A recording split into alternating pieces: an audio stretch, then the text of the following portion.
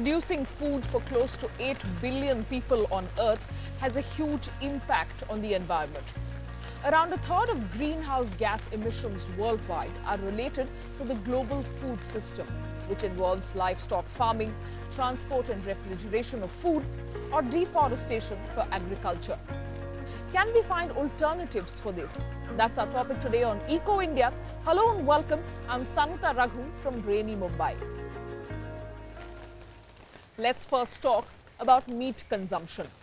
In a country that is falsely perceived to be vegetarian, 71% of Indians over the age of 15 are in fact non-vegetarian. This number is only rising and bringing with it enormous consequences for the environment. Mock meat, however, is the new buzzword among the environmentally conscious. And urban Indians with higher incomes are willing to spend money to test it out. Let's see why.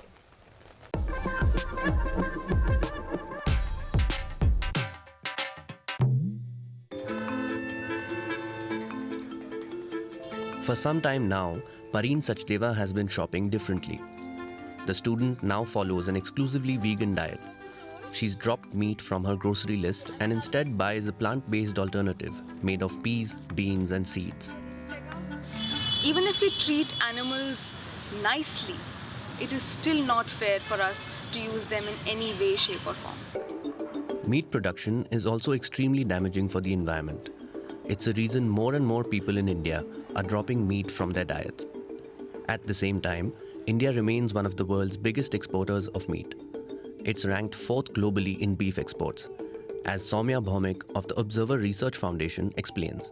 Very interestingly, in terms of meat, India is a larger producer of meats than a consumer. So production is almost double of that of consumption. Meat trading in India specifically has a lot of economics to it, like it advances goals such as lowering hunger, malnutrition, poverty. It's something of a dilemma. Meat production in India is both an important economic driver and environmental problem. The fattening of buffaloes also generates around 200 million tons of CO2 every year, a significant proportion of India's greenhouse gas emissions. The city of Mumbai is a hub for companies producing meat alternatives. This firm makes plant-based sausages, patties and nuggets out of peas or soya. They are available to buy in around 30 cities across India. There is a process called low moisture protein extrusion, which we use, which essentially includes removing or extracting the protein out of plants like soy and peas mechanically. So you actually under pressure kind of extracts the protein and then texturize it to make it feel like meat, which gives it those longer fibers and the little binding that you see in meat, right? Plant-based meat has been continuously developed in the past 10 years, with products increasingly resembling the real thing. But they're still much more expensive than animal meat. I can only turn a vegan only when I'm rich, because it is very expensive, and it is definitely an elite concept in the sense that in terms of the awareness or the disposable income, you can only find that in masses of upper middle income class population, young population in urban pockets. About 2/3 of India's population lives in rural areas. Many are happy if they just manage to have enough food to survive. Meat alternatives don't feature in their lives. They're simply too expensive. Plant-based meat also still tastes somewhat different to animal meat. For Siddharth Manvati, the solution lies in meat grown in labs. 3 years ago, he founded a company near Delhi to do just that. When we talk about plant-based, they are able to answer the price component, they are able to answer somewhat the texture component. But everyone out there is facing the challenge with respect to taste and smell. Now, when we talk about animal-based products or animal-grown or lab-grown products, these products have the potential to answer taste, texture, smell, and if production is in the right way and formulated in the right process, price also. Research is in full swing. Animal cells are placed in nutrient solutions to produce new cells, which are then used to grow animal tissue. The company says switching to lab-grown meat would reduce greenhouse gas emissions by 96%. But mass production is still a challenge for the industry. They are trying to grow cells in a bioreactor setup. Now the problem with bioreactor is it is not only it has a cost effectiveness issue. Apart from that, as of now, the suppliers or manufacturers of bioreactors have made bioreactors which are 10 liters to 25 liters capacity based. But keeping in mind the demand that this industry is trying to answer, these bioreactors need to be of 1,000 liters or 5,000 liters. There are also major reservations about genetically engineered food. Large amounts of artificially produced growth hormones are used to stimulate animal cells to grow. Indian authorities are currently working on a legal framework to allow the import, production, and sale of genetically modified products. But along with the long-term health impacts of these foods, no one yet knows how they'll go down with customers. The Asian kitchen or the Asian mindset is they are reluctant in trying anything new, and making them accept that new concept is a huge challenge which can only be achieved if we have everyone on board. Siddharth Manvati hopes to have a product ready for the market in 2 years. Then customers like Pareen Sachdeva will also have the option of eating animal meat produced without any animal suffering and with huge savings in CO2 emissions. Not just in India, but around the world, more and more consumers are looking for climate-friendly as well as healthy alternatives to food that is produced unsustainably. What will be the menu of the future, and what steps can individuals take today to make that shift? Let's take a look. Fruit and vegetables are more likely to fill Mariana Rudolph's grocery cart these days. She and her Berlin-based family have decided to eat more healthily and sustainably. They eat regional produce whenever possible, opting for Europe-grown peaches instead of bananas from overseas. They also buy more legumes and nuts. They're following tips from the Planetary Health Diet, which was released by a team of international researchers in 2019. The scientists figured out how people can eat healthily while simultaneously conserving our planet's resources. According to their findings, everyone should eat twice as much fruit, vegetables, legumes, and nuts. At the same time, we need to halve our meat and sugar consumption. For the Rudolph family, that means only eating meat and fish once a week. But other than that, they haven't found the dietary changes too challenging. Shopping sustainably, however, is more complicated. We don't have to eat meat every day, but finding local produce is difficult.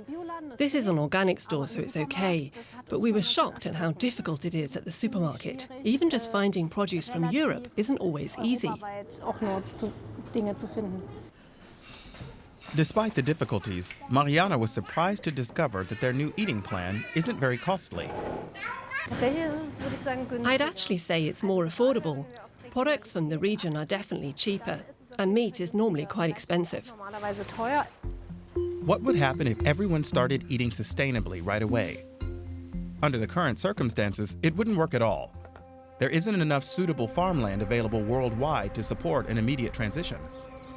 A lot of farmland is currently used for animal feed, like soy, and much of it has been depleted of nutrients by monoculture farming, so it's less fertile. We need to produce more food on the same land, using fewer fossil fuels, fewer artificial fertilizers, and fewer pesticides. So we need to use a lot more eco-friendly materials. That's all possible, but it would mean a major shift, and not just on farms. It would require major changes in trade arrangements and political agreements. Local produce would need to be sold first and foremost in the region instead of being transported halfway around the world. Industrial livestock farming would have to be abolished and animals held only on pastures, if at all. Experts regard the Planetary Health Diet as a point of reference, not a strict guideline. After all, farming and eating habits vary significantly around the world. Each region or country needs an individual plan for how their populations can eat sustainably, as well as what produce can be best farmed where. It can become overwhelming both for individuals and for governments. So governments need to think in that entire transformation, but then get down to the reality of what's the responsibility of each sector. And I think we as individuals can do the same thing, right? We have an incredible amount of food rotting in fields and being lost at post-consumer, post-retail level.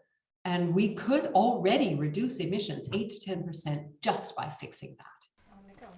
The Rudolph family now puts more thought into where they get their groceries. They support local farmers by buying produce from them on a regular basis. Sustainable eating habits and the politics surrounding it are now common topics at their dinner table. But Eric and Mariana Rudolph are concerned that too much is being left to the consumer when it comes to adopting a more sustainable diet. It's not just consumers who are responsible. We can all do our bit, and a lot of young people in Germany and elsewhere in Europe are doing their best. But it's not easy because the structures just aren't there. This pizza with locally grown vegetables is a big hit, especially with the kids. The Rudolphs are making an effort to ensure that sustainable eating is as tasty as possible. The amount of arable land worldwide for food production, even if it's made more climate friendly, is limited. Could our oceans close the gap in such a scenario? Possibly. But there are many things that need to fall into place in order for us to practice ocean farming in a sustainable way. Our reporter went looking for answers along the Irish coast. Farming fish has been the fastest growing food production method in the world, but it comes with problems of its own. Diseases, nutrient pollution and overfishing, to just name a few. So let's go out there and see if we can fix this. How can we farm the oceans sustainably? To find out, I've come to Ireland, more specifically to the Marine Institute and its salmon research site. It was specifically developed to farm salmon more sustainably, around 20,000 of them per year. It also produces 3 tons of seaweed and hundreds of different shellfish. I'll tell you why later. Let's meet the people who run the show: Frank Kane, Joanne Casserly and Neil Rain. First, I want to look into the emissions associated with farming fish. Fish farms impact the climate in 2 ways. You need to feed the fish, obviously, and you also need the energy to run an operation like this. The tiny food pellets this machine shoots into the pond are responsible for more than 70% of the fish farm's emissions. That's because of what's in them. That smells quite fishy. Yeah. And what's in this? So the primary product going into fish food would be fish meal, so which would be either fish caught at sea or the waste products from fish factories. There are alternatives. Other ideas for low-emission fish feed are algae or insects. More commonly, soy is used as a substitute these days. But that's not without its problems either. Large areas of forest are being cleared to grow soy. And then you can look at how efficiently you're using the feed. To measure that, there's the so-called feed conversion rate, or FCR. It determines how much feed is converted into weight gained by livestock. Farm fish are pretty good at this. Their FCR is between 1 and 2.4. For pork, it's up to 5, and for beef, it's up to 10. So farmed fish need less feed to gain weight. Along with the feed, there is another big factor: the emissions produced from the industry's energy consumption. It really depends on where and how you farm your fish. Let's look at salmon, for example. They are bred in tanks on land, or like here, in open net pens in the ocean. How much energy do you need to supply this whole operation? Okay, so here we have a small open pen fish farm system. So the requirements for energy on the site are relatively low. We have a small wind energy and we have solar panels on top of this hut. So that's a power source that charges batteries for us to run the feeders and the small structures on site. This would be a relatively low energy cost one. Generally the open pen system doesn't require the same amount of energy. Recirculating systems, on-land systems would have a higher demand because they have to pump water around and heat water. The difference is actually huge when you compare the impacts. Farmed in open net pens, you're looking at 3.4 kilos of CO2 per kilo of salmon, and bred in tanks, you're stuck with 7 kilos. Using more renewable energy would help bring these emissions down, but sadly, the problems don't end there. Too much fish poop in the water can in the worst case lead to an algae bloom that can eradicate all fish in your farm and tons of sea life on top. The fish basically suffocate underwater. Their excrements work like a fertilizer, so algae grow like crazy and block out the sun, which kills many other underwater plants. This means less oxygen is produced. In the end, the complete ecosystem collapses. But the researchers here have an idea how to fix this.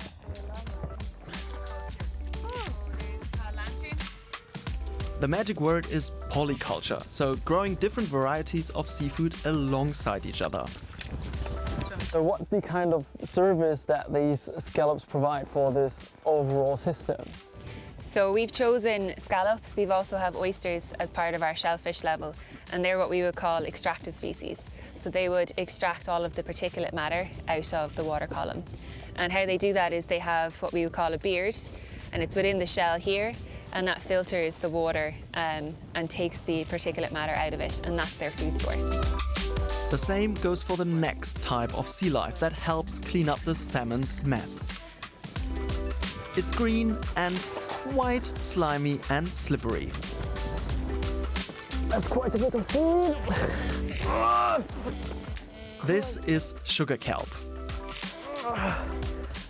It grows along the main line that's just put in the water. It almost looks like a root system, you know, from your regular houseplant. And it grows really, really fast. So we're at about 8 kilos a metre here. 8 kilos a metre? Yeah, this is getting to really more of the higher growth season for the time of the year. So it really prefers the colder waters. It grows throughout the winter. And around now it's putting on maybe almost kind of a kilo a week in terms of growth rate. A kilo a week? That's insane. Yeah. So it's really fast growing plant material. In addition to the shellfish feeding on the small poop particles from the fish, the seaweed absorbs anything that's already dissolved in the water, like nitrogen and phosphorus that could otherwise also lead to algae blooms. But to what extent can other species really offset the impact of fish farming?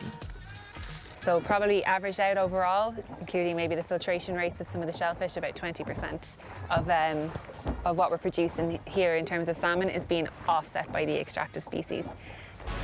A polyculture farm like this can take care of one problem: nutrient pollution. A big one, yes, but other issues such as the spreading of diseases amongst farmed fish or chemical pollution with antibiotics remain. And that speaks to the crux of the matter. The goal to be able to feed the world a healthy and a balanced diet, and to do so in an environmentally friendly way, would also tackle the problem of malnutrition. Scientists in Germany are working to solve this problem and are now showing how climate protection is closely associated with nutrition. What does the Institute for Climate Impact Research in Potsdam, Germany have to do with nutrition? A lot, because global warming is also affecting the plant world, and thus also the basis of our diet.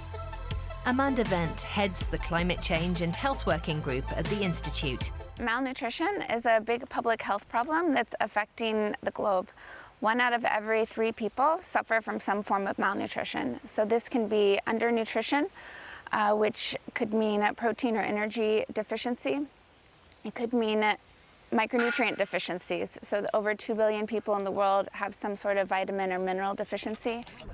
Such deficiencies make you sick. An estimated 1/4 to 500,000 children worldwide become blind every year due to vitamin A deficiency. 500 million women and 250 million children suffer from anemia because they don't get enough iron, vitamin B12 or folate. For children especially, anemia can have a serious effect on health. Chronic malnutrition stunts growth and delays puberty.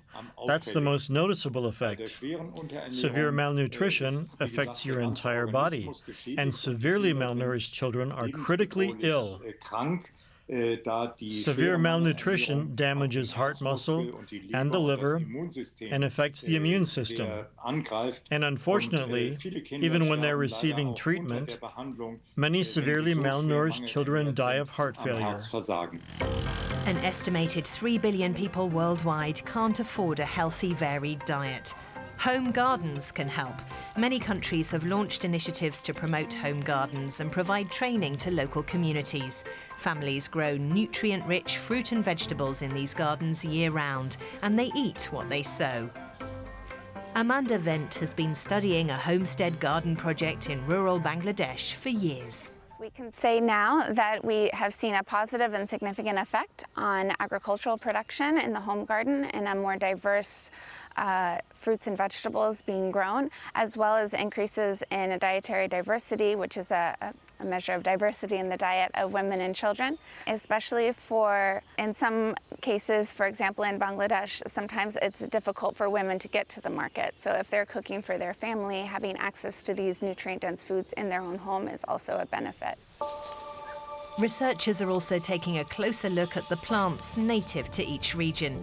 Which native species are rich in vitamins and minerals and can be grown locally? One example is the baobab tree. Its leaves and fruit are rich in vitamin C. That could help combat malnutrition, along with home gardens, which are the subject of ongoing research. We need studies like this. We need multiple studies like this to understand what policies work, what strategies work, what strategies do not work, and why. Given the global scale of the problem, this is all a drop in the ocean. But when we see how local and regional self-help organizations benefit from any support they receive that's in tune with their needs, that's heartening and encouraging. To supply the world's population with sustainably produced food, we may require ideas that appear elusive or even fantastical at first glance. Our reporter took a close look at an innovative concept from Finland. The company produces protein from carbon dioxide. Have you heard about this? You can eat air. I'm not kidding. You can turn carbon dioxide into food. Says who? Says Pasi from Finland. Hey Pasi, what's on the menu? Producing meat alternatives, different kinds of dairy products, also sweets, ice creams, and so on. Up in Finland, in Northern Europe, Pasi runs a startup that produces 1 kilogram of protein powder every day. Hey Pasi, how do you do this? We have a microbe that basically swims around in a body of liquid water in a fermenter. And in the fermenter, we introduce small bubbles of hydrogen and carbon dioxide. And this is what the microbe needs to grow and multiply. And the microbe itself is our product. Crazy! Let's check it out. Okay, if I understand correctly, Pasi uses microbes with an appetite for hydrogen and CO2.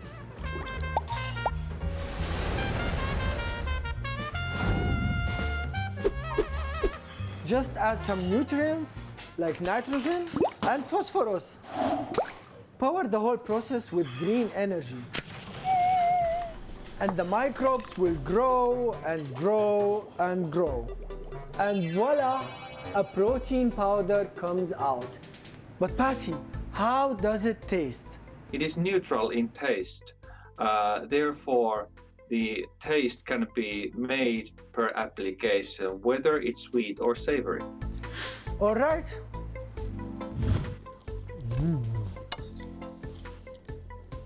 But wait, why should I eat this stuff, Pasi? About 1/3 of the climate impact is due to what we eat. Therefore, we need to get rid of from the increasing use of animal-based products. Okay, so let's wrap it up. It is possible to turn carbon dioxide into protein powder. That can replace parts of traditional agriculture. Good for the climate. That's certainly food for thought. Enjoy.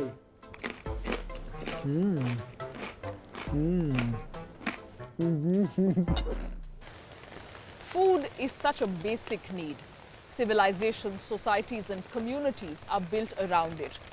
The burden of recalibrating how we produce and consume food falls upon us and our coming generations. Now is the time to come together and choose to build systems that produce food sustainably. I'll leave you with that thought and see you again next week. From all of us from Rained in Mumbai, thanks for watching.